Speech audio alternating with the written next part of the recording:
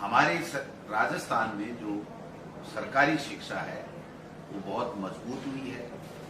शिक्षकों की भर्ती हम लोग कर रहे हैं। आपने देखा होगा कि जब बीजेपी गई थी तब 28,000 के लगभग टीचर्स को कहने को तो नियुक्ति देती थी, लेकिन मैपिंग हुई थी, वो कोर्ट में उलझा हुआ था और वो लोग बाग स्कूलों में नहीं जा पा रहे थे, उनको बाहर निकाला। फिर जो हेडमास्टर की भर्ती थी, प्रधानाध्यापक की, लाइब्रेरी की, पीटीआई की, सेकंड ग्रेड की 9,000 9,500 की भर्ती थी, व्याख्याताओं की जो 5,000 की भर्ती थी उसको हमने धरातल पे उतारा। और जो वेटिंग के लिए जो लोग बाग कोर्ट में, हाई कोर्ट में, सुप्रीम कोर्ट में थे, उनके भी फैसले किए गए और सुप्रीम कोर्ट से एसएलपी वापस लेकर के वेटिंग निकाली गई। अन्य कई ऐसे प्रकरण हैं जिसके लिए कल परसों हमने मीटिंग की है सीएस महोदय के साथ में। तो हम चाहते हैं, हमारी सरकार चाहती है, मुख्यमंत्री जी चाहते हैं कि जितने भी कोर्ट में प्रकरण भर्ती से संबंधित हों वो तमाम प्रकरण हम लोग निपटाएं, जल्दी से जल्दी उन लोगों को राहत मिले। कोरोना काल में जो बेहतर एजुकेशन हमने दिया सरकारी स्कूलों में, हमारे टीचर्स ने, हमारे अधिकारियों ने जो मॉनिटरिंग की, आपने देखा होगा जो ई कक्षा जो हमारा यूट्यूब का जो हमने चालू किया था वो पूरे भारत में, यानी भारत सरकार ने भी उसको, मानव संसाधन मंत्रालय ने भी उसको सराहा है। जो स्माइल प्रोजेक्ट हमारा था वो भी बहुत अच्छा चला। दूरदर्शन, रेडियो, इनका भी पहली बार प्रयोग किया गया। जो राजीव गांधी कैरियर गाइडेंस जो है वो पोर्टल हमारे सामने है, जिससे 14 देशों के जो भी एजुकेशन इंस्टीट्यूट हैं उनका पता लग सकता है, कहाँ पर क्या चीज ठीक हो सकती है, क्या नहीं हो सकती है। मैं समझता हूँ कि 31,000 की भर्ती रीट की एग्जाम हो चुकी है, जल्दी से इसका रिजल्ट आएगा तो उसके बाद में हम लोग कर पाएंगे। 29,000 की भर्ती हम लोग जल्दी निकालने वाले हैं, जिसमें 10,000 तो हमारे जो कंप्यूटर अनुदेशक पहली बार उनकी भर्ती होगी। सिलेक्शन बोर्ड जो कर्मचारी चयन जो हमारा कमीशन ये जो है बोर्ड है वो बोर्ड करेगा। हम लोग 6,000 के लगभग फर्स्ट ग्रेड की दोबारा भर्ती करने की बात कर रहे हैं, 10,000 सेकंड ग्रेड की भर्ती की बात कर रहे हैं। जल्दी से जल्दी हम लोग उस दिशा में आगे बढ़ रहे हैं। तो जो टीचर्स की कमी है उसको हम लोग पूरा कर रहे हैं। डीपीसी पिछले साल तक की तो हमने तकरीबन कर दी है। बाकी जितना भी शिक्षा विभाग में जो नवाचार हुआ है वो ऐतिहासिक है।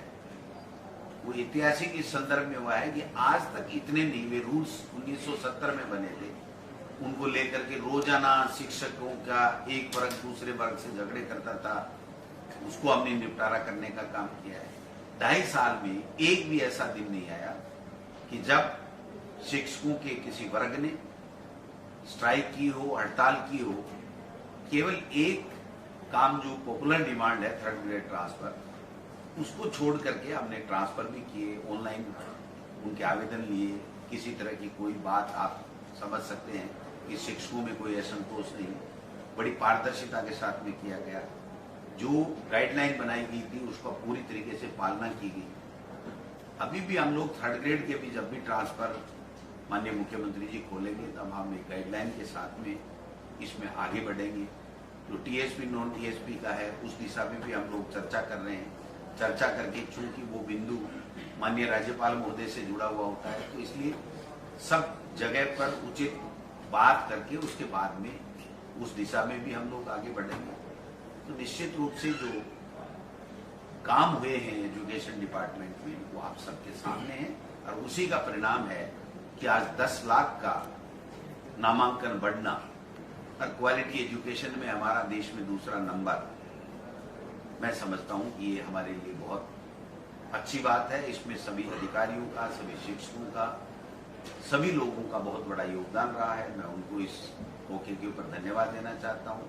और अब मैंने पहले भी एक दिन कहा था, हम चाहते हैं कि विभाग के अधिकारी, डायरेक्टर साहब बैठे हैं, नए ज्वाइन किया है इन्होंने, प्राइवेट और सरकारी स्कूलों की ग्रेडिंग होनी चाहिए। अब समय आ गया है कि जब आरटी में हम प्राइवेट स्कूल का वो बच्चा चयन करें तो उसको संज्ञान में होना चाहिए कि मैं जिस स्कूल में चयन के लिए या पढ़ने के लिए आवेदन कर रहा हूं, क्या उस एरिया में सरकारी स्कूल उससे बढ़िया बेहतर है क्या? वो कौन से ग्रेडिंग का विद्यालय है, और प्राइवेट जिसमें मैं जा रहा हूं कौन से ग्रेडिंग का है? अगर अपर ग्रेडिंग का है तो वो जाए तो अच्छी बात है, लेकिन लोअर ग्रेडिंग में नहीं जाए। बी ग्रेड का अगर कोई विद्यालय सरकारी उपलब्ध है तो उसी ग्रेड के प्राइवेट में क्यों जाए? मैं समझता हूं ये अब तक किसी के संज्ञान में नहीं था, इसलिए उनके जानकारी में नहीं होने की वजह से बस ठीक है प्राइवेट में जाना है, प्राइवेट में जाना है। लेकिन आज मैं कह सकता हूं कि जो निजी स्कूल प्राइवेट वाले हैं उनसे अच्छे हमारे Mahatma Gandhi English medium school हुए हैं। 1200 स्कूल खोलने की बजट घोषणा हुई, 350 के लगभग हमने खोल दिए, प्री प्राइमरी हम खोल रहे हैं। बाकी के जो विद्यालय हैं वो भी हम लोग जल्दी से जल्दी इसमें एक्सरसाइज चल रही है, क्योंकि 2 साल में खोलने थे तो 2 साल में हम लोग 5000 की आबादी वाले खोलेंगे। हमारे जो विवेकानंद मॉडल स्कूल है उसमें भी हम तकरीबन प्री प्राइमरी का वहां पर तैयार हो गया है। 13 के लिए तो पिछली बार भी सूचना आ गई थी, लेकिन ये कोविड आ गया था। मैं समझता हूँ इस दिशा में भी हम आगे बढ़ रहे हैं कि तमाम विवेकानंद मॉडल स्कूलों में भी प्री प्राइमरी हो। हमारे महात्मा गांधी के 33वें इस बार हुआ है, अगली बार हम इसको और आगे बढ़ाएंगे। जैसे जैसे संसाधन जुड़ेंगे वैसे वैसे हम चाहते हैं कि गरीब के बेटे को, चाहे वो दलित हो, चाहे वो माइनॉरिटी से हो, चाहे वो जनरल से हो, चाहे वो EWS का लाभ लेने वाला व्यक्ति हो, उस कैटेगरी वाला व्यक्ति हो, जो भी गरीब व्यक्ति हो, उनको अपने बच्चों को पढ़ाने के लिए अच्छा वातावरण मिले, अच्छी इंस्टीट्यूट मिले, अच्छे उसको टीचर मिले और उसको एक अच्छा हेल्दी वातावरण मिले, जिससे वो अपने आप की प्रोग्रेस, अपने बच्चे की प्रोग्रेस वहां के माध्यम से करा सके। आप सब लोग जब भी आप बुलाते हैं तो आप सब लोग आते हो, और अच्छा वातावरण बनाने में मीडिया का भी बहुत बड़ा रोल होता है। अगर मीडिया सही चीज अगर सरकारी विद्यालयों में दिखाएगा तो निश्चित रूप से जो गरीब का बेटा है उसका, गरीब का जो 25-50 हजार, 1 लाख, 2 लाख जो भी फीस प्राइवेट में वो एक दिमाग में सपना लेके चलता है कि मेरा बच्चा अच्छा पढ़े, तो उसमें जो पैसा उसके जेब से जा रहा है वो पैसा उसका बचेगा और हम सरकारी स्कूलों में अच्छे से उनको एजुकेशन दे पाए। तो मैं तमाम इस कंपोनेंट के अधिकारियों को भी, हमारे SES पौधे के लीडरशिप में विभाग के तमाम जो अधिकारी हैं अच्छा काम कर रहे हैं, इसके लिए मैं धन्यवाद देना चाहूँगा। और मेरा भी सौभाग्य रहा है भी कि एक शिक्षक का बेटा, सरकारी टीचर थे मेरे पिताजी, मुझे एक शिक्षा विभाग में काम करने का मौका माननीय मुख्यमंत्री जी ने और मेरी पार्टी ने दिया है। तो मैं समझता हूं कि मैंने मेरी तरफ से बेस्ट एफर्ट करने का प्रयास किया, चाहे वो टीचर की समस्याओं हो, चाहे वो अभिभावक की हो, चाहे वो बच्चे की हो, चाहे वो अधिकारी वर्ग की हो, चाहे जनप्रतिनिधियों की हो। तमाम में हमने जो भी मेरे पास में आया, अभी जो शिक्षक संगठन है उनकी भी हम जल्दी एक मीटिंग बुलाएंगे, और मैं चाहता हूं कि इनका भी सरकार की तरफ से गिरदावरी होकर के इनका रजिस्ट्रेशन हो, जिससे जो शिक्षक संगठन अच्छा कर रहा हो, जिसकी मेंबरशिप अच्छी है, जो बाकायदा अपना खाता, बही, CA, ऑडिट वगैरह सब कुछ ठीक रखता हो और उसकी संख्या अच्छी हो, तो उसको सरकार की तरफ से उसको मान्यता मिलनी चाहिए, जिससे वो और ज्यादा बेहतर कर सके और अपनी समस्याओं का समाधान कर सके। मैं समझता हूँ ये सब चीजें मेरे परिकल्पना में थी, सब अधिकारियों का सहयोग रहा, माननीय मुख्यमंत्री जी का आशीर्वाद रहा, जिसकी वजह से हम लोग जो आज शिक्षा के क्षेत्र में कर पा रहे हैं। आज जब मैं कल से पहले दिल्ली गया था तो कुछ अधिकारी मिले जो उत्तर प्रदेश से और दूसरे स्टेट से, वो ये कह रहे थे कि सब हम राजस्थान आकर के इंग्लिश मीडियम की जो आपने स्कूलें खोली हैं, जो हुआ है उसको हम देखना चाहते हैं, विशेषकर जो छत्तीसगढ़ और आपका उत्तर प्रदेश और बिहार, तीनों के अधिकारी ये कह रहे थे कि साहब हम आकर के इसको देखना चाहते हैं, और हम चाहते हैं कि हम विदेशों में, फिनलैंड का शायद उदाहरण है कि वहाँ पर अच्छी स्कूलें और प्री प्राइमरी वगैरह अच्छी चल रही है, तो हम भी चाहेंगे कि हमारे अधिकारी जाकर के वहाँ की व्यवस्था को देखें और क्या बेटर हो सकता है उसको भी हम लोग करेंगे। ये सब चीजें आपके सबके सामने थी, इसलिए आप सब आए। उन्हें इन सभी अभिभावकों को, बच्चों को मेरी ओर से बहुत बहुत बधाई और बहुत बहुत शुभकामनाएं कि उनको प्राइवेट स्कूल में सरकारी खर्चे पे पढ़ने का मौका मिला। मंत्री जी, कंप्यूटर में भर्ती की प्रक्रिया क्या चल रही है? लगातार अभ्यर्थियों की मांग है कि जल्दी से भर्ती जारी की जाए। देखिए, सिलेक्शन बोर्ड को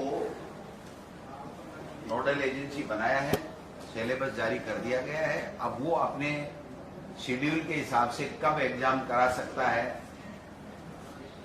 वो आगे की प्रक्रिया वो करेंगे। तो जल्दी मैं समझता हूं कि इसकी विज्ञप्ति जारी होगी। लेकिन चूंकि वो कर्मचारी चयन आयोग को देखना है कि कब उसकी एग्जाम, अपनी जो बाकी एग्जाम्स हैं उनके हिसाब से कब का शेड्यूल करे। विभाग की ओर से सिलेबस वगैरह? बिल्कुल, विभाग की ओर से कोई औपचारिकताएं कोई ज्यादा शेष नहीं है, छोटी मोटी है तो वो हम लोग पूरी कर देंगे। लेकिन हमारी तरफ से कोई डिले होने वाला काम नहीं। सीट का रिजल्ट कब तक आएगा? तो माध्यमिक शिक्षा बोर्ड जो नोडल एजेंसी है वो ज्यादा जानता है। अगर कोई कोर्ट वोट में कोई नहीं रहा तो मैं समझता हूं कि महीने 1.5 महीने का समय ज्यादा से ज्यादा उन्होंने कहा था कि हम लेंगे।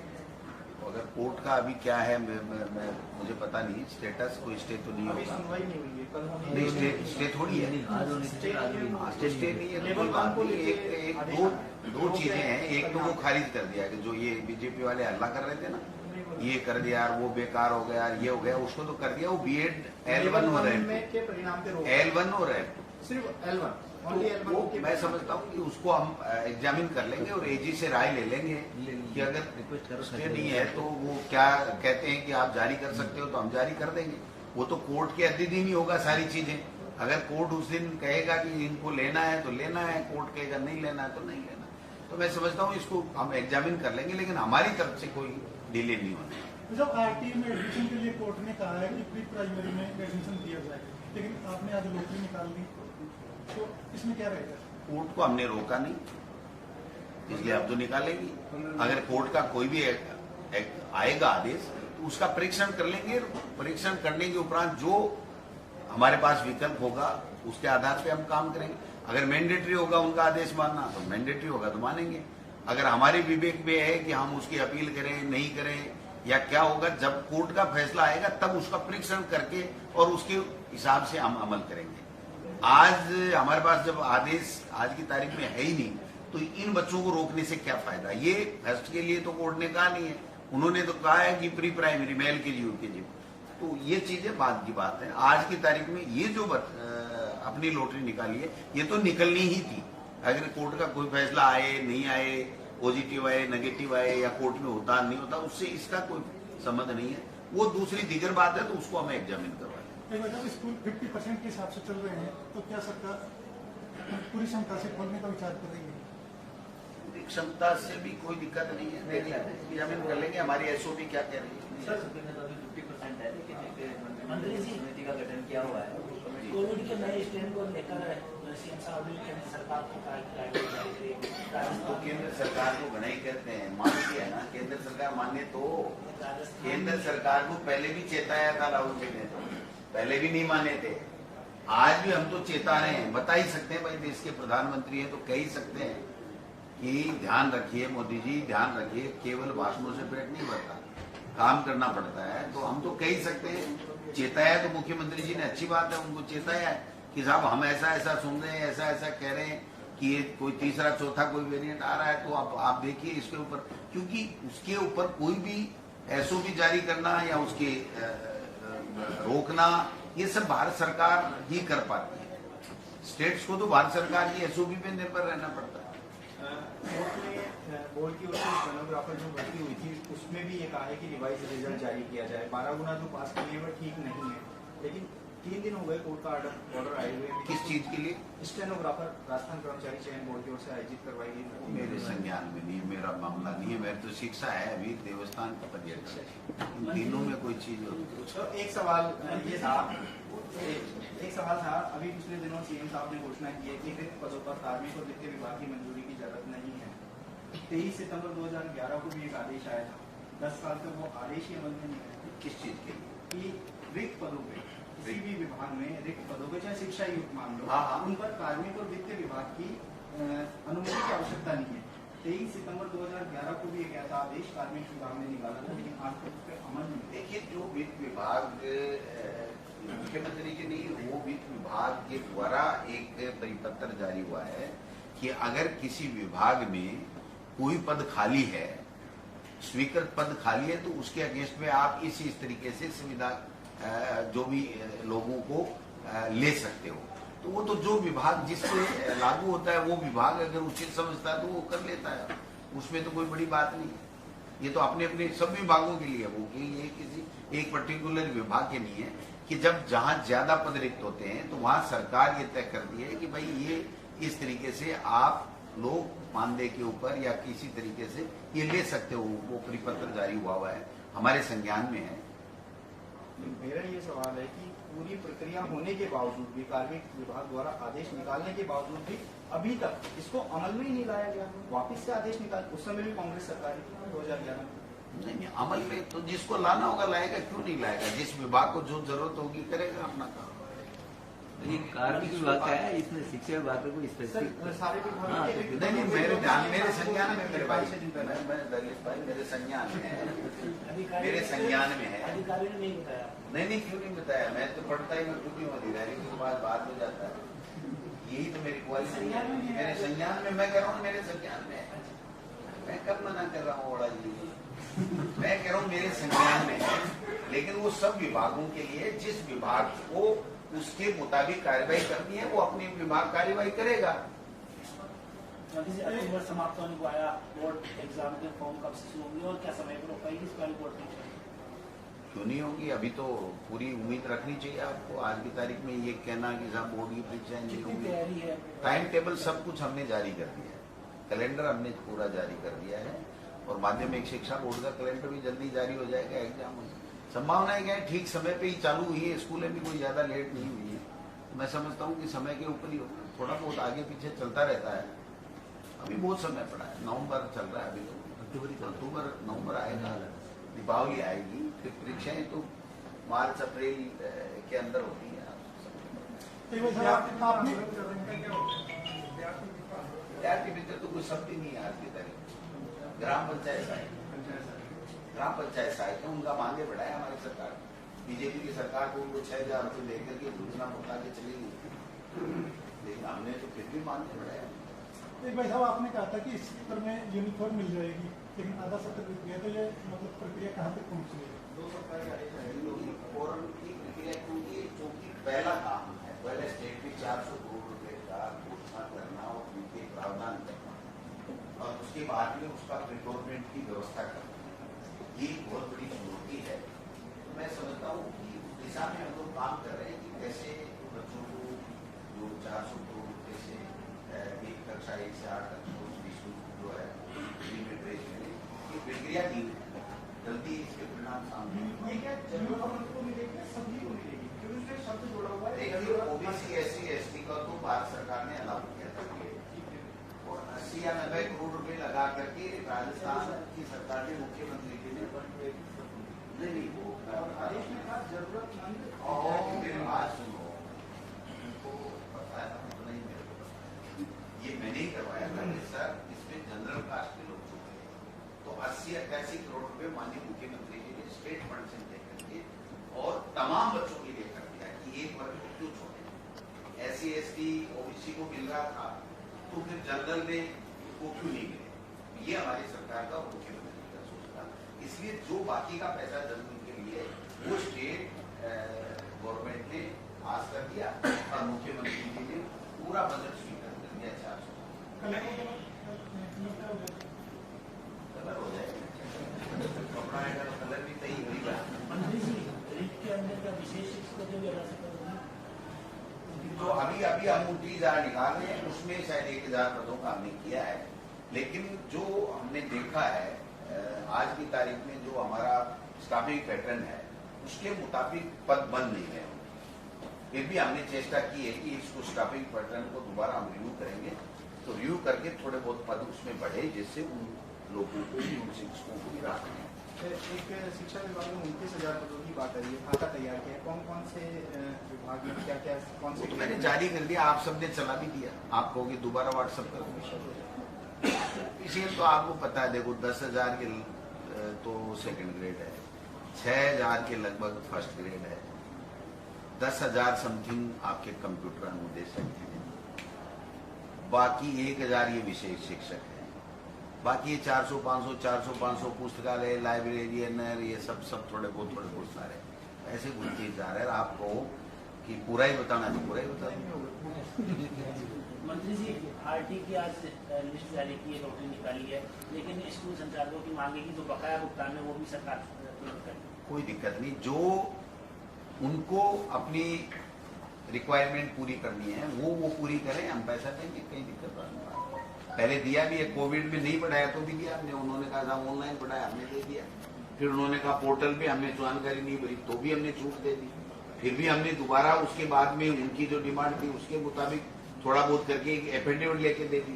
अब भाई कोई जिसने कुछ किया ही नहीं और जिसने हमारे पोर्टल पे वो आए ही नहीं, अपना डाटा भरे ही नहीं, तो उसको तो कहां से पैसे देंगे। लेकिन मेरा ये मानना है कि जिन लोगों ने ऑनलाइन पढ़ाया और हमारे जो सरकार के मापदंड है उनको अगर वो पूरा करता है तो उसको सबको पैसा मिलेगा, कोई दिक्कत वाली बात नहीं। इस सब तक का पूरा मिलेगा क्या? जो आज लोग देखिए, जो जिस कंपोनेंट में पढ़ाया है उसके हिसाब से हमने तय किया है। जो सुप्रीम कोर्ट की गाइडलाइन को भी देखा है हमने, सारी चीजें देखी, क्योंकि ये मामला सुप्रीम कोर्ट तक चला गया प्राइवेट को देने का, तो सुप्रीम कोर्ट ने जो बोला है उसके हिसाब से हम तय कर रहे हैं, हमारी मर्जी से नहीं कर रहे हैं। अभी सर प्री प्राइमरी कक्षा चालू की है, सिर्फ जिला मुख्यालयों के लिए, क्या ब्लॉक के स्तर के जो वो आगे की बात है। इसकी जो परिणाम और आगे मुख्यमंत्री जी क्या बजट में लेकर के आते हैं, क्योंकि कोई भी संस्था ऐसे खोलने के लिए बजट की आवश्यकता होती है, तो वो मुख्यमंत्री जी बजट के समय देखेंगे कि अगली बार हम क्या करते हैं। मंत्री जी, शारीरिक जो क्लासें हैं वो अभी नहीं है, स्कूलों में खेल मैदानों में अतिक्रमण है, क्या कुछ विशेष ध्यान दिया जाएगा इसको लेकर? भाई सब ध्यान है, कहाँ है अतिक्रमण? आप बताइए, अतिक्रमण कोई होता है तो उसकी जो प्रक्रिया है उसके हटाए जाते हैं। हम तो खेल में पैसा दे रहे हैं, खेल मैदान के लिए नरेगा के अंदर 4 हम लोग निकाल रहे हैं और खेलो इंडिया में भी हम लोग भाग ले रहे हैं। ये सारी चीजें कर रहे हैं। मैं समझता हूँ कि जो इस 3 साल में सरकारी शिक्षकों के लिए हो, चाहे सरकारी स्कूलों के लिए हो, चाहे अभिभावकों के लिए हो, चाहे बच्चों के लिए हो, माननीय मुख्यमंत्री जी ने ऐतिहासिक काम किया सरकारी शिक्षा।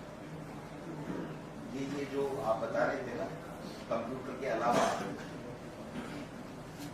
जो सेकंड ग्रेड के 10,000 हैं और 1,000 विशेष शिक्षक, कंप्यूटर अनुदेशक 10,000, पुस्तकालय अध्यक्ष 460, 461, ग्रेड 461, 461, ऐसे सारी भर्तियों में तो कमाल होता है।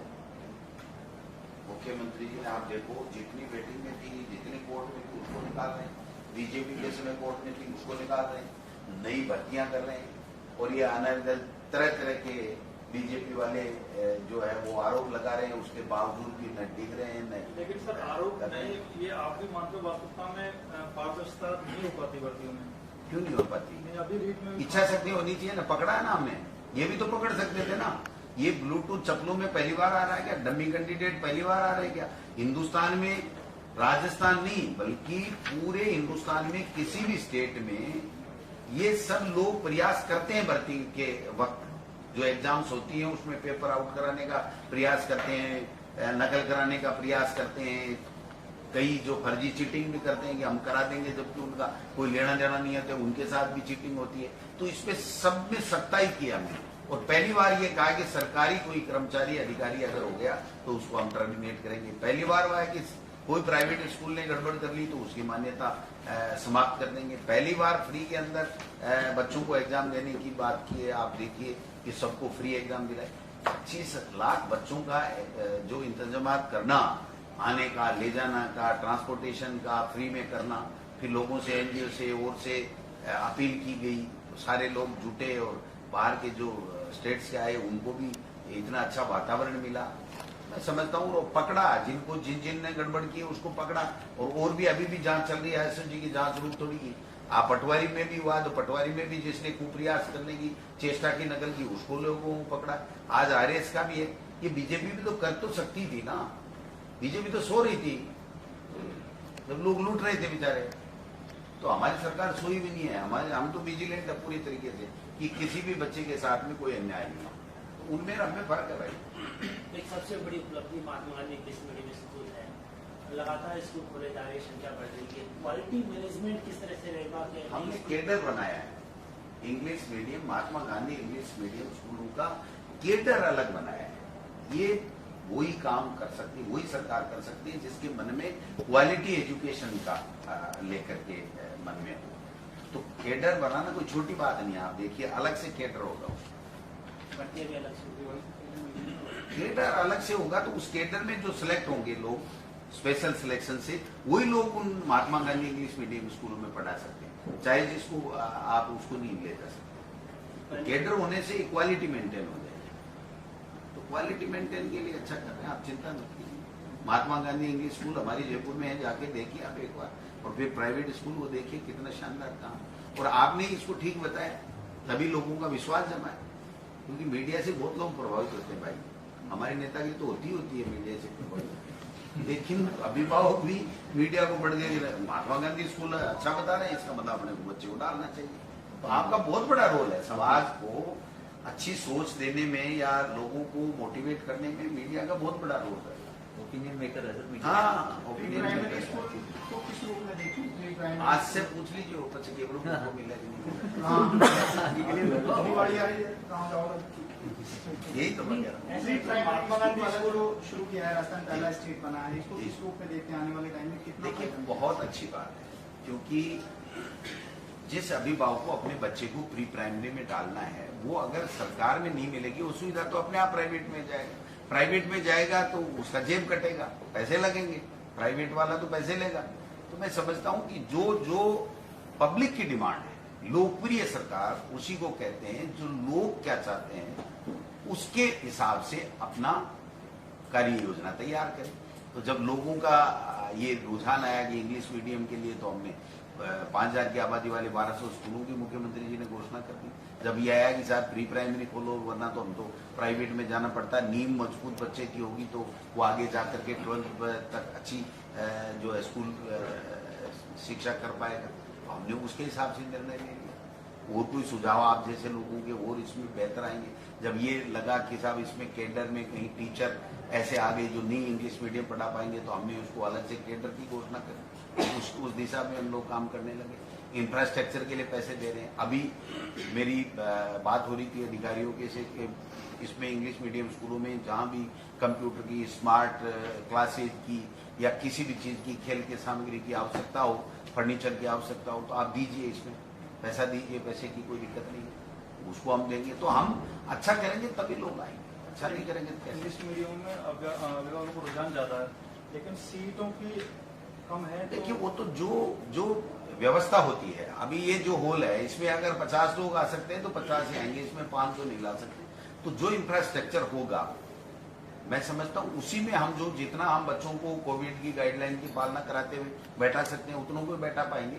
लेकिन आप निश्चित मान के चलिए कि धीरे धीरे जब इसका विस्तार होगा तो इसका बहुत बड़ा एक लाभ हमारे जो गरीब परिवार हैं, जो छोटे व्यापारी हैं, दलित हैं, माइनॉरिटी के लोग हैं, जो EWS में आने वाले लोग हैं, ये इन सबको फायदा है।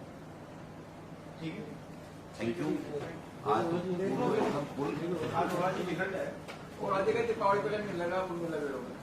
न जताते हैं न बताते हैं, बस निभाते हैं और निभाते चले जाते हैं। कुछ लोग हैं जो प्रेरणा का पाठ पढ़ाए जाते हैं। माननीय शिक्षा मंत्री महोदय ने बहुत सारी बातें, अच्छी अच्छी सी बातें जो कंठस्थ याद हैं उनको और खुद सजित करते हैं वो बताई। बहुत बेहतरीन तरीके से सभी मीडिया कर्मियों ने उसको ग्रहण किया। अभी पूरी नहीं बताई गई है।